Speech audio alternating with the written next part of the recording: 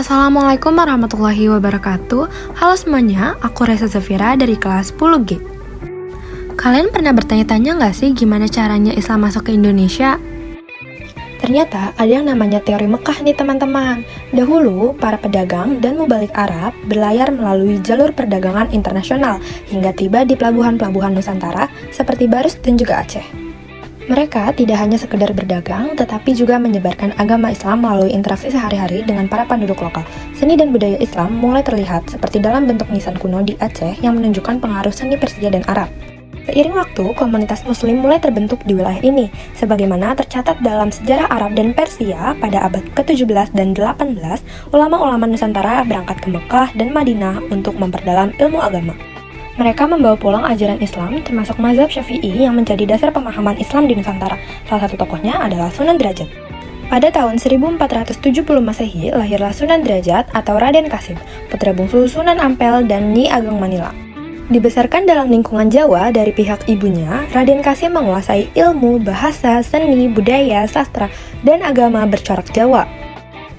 Ia menuntut ilmu agama dari Sunan Ampel dan Sunan Gunung Jati, kemudian menikahi anaknya, yaitu Dewi Sufyah.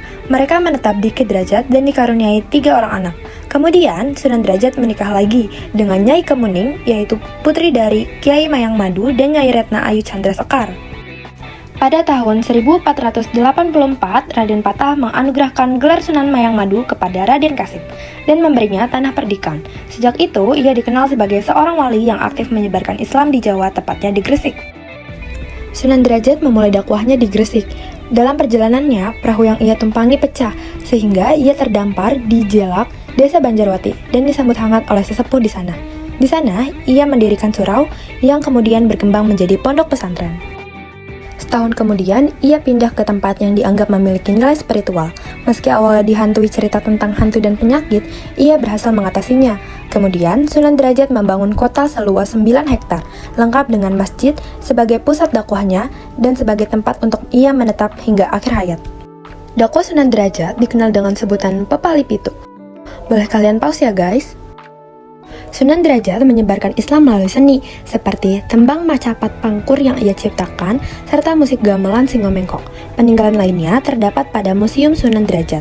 Kemudian, Profesor Dr. Kiai Haji Abdul Ghafur dari Pondok Pesantren Sunan Derajat melalui program Alfonada menggabungkan seni musik dengan qasidah yang berisi pesan Islami. Selanjutnya, ada nilai-nilai teladan dari Sunan Derajat.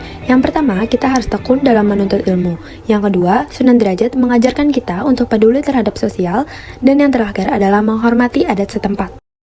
Kemudian ada hikmah yang dapat kita ambil dari kisah Sunan Derajat, yaitu yang pertama, menjaga keseimbangan antara iman dan amal. Yang kedua, penggunaan hati nurani dalam bertindak. Yang ketiga, keikhlasan dalam pengabdian. Dan terakhir ada daftar pusaka berisikan beberapa sumber yang menjadi referensi aku dalam menyusun video pembelajaran ini. Terima kasih sudah menyaksikan semuanya. Wassalamualaikum warahmatullahi wabarakatuh.